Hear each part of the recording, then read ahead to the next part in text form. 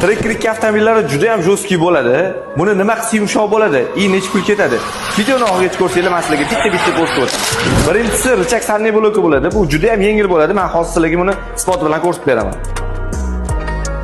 236 gram chiqdi. Biz qo'yib berayotgan sanli blok Cobalt sanli blok bo'ladi. Buni proshinisi ancha baquvvat bo'ladi. Buni ham o'lchab ko'ramiz. 526 gram chiqyapti. Ko'rasizlarmi? Teng farq bor. Shundan ham bilsanglar bo'ladi baquvvatligini. Ikkinchi detal bu prujina bo'ladi.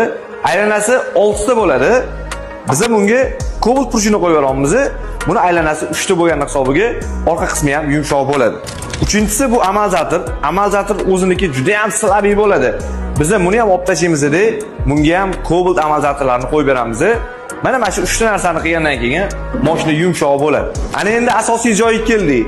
Bu zapchastlarni ustirovkasi bilan biz 2300 ming so'm qilib beramiz. Hamma narsani tayyor holatda qilib qo'yganmiz, ko'p vaqtingiz ketmaydi. Ustirovka qilib bo'lgandan keyin test drive ko'chalarimiz ham bor. Servis xizmatlari uchun pastda nomer qoldirib qo'yamiz.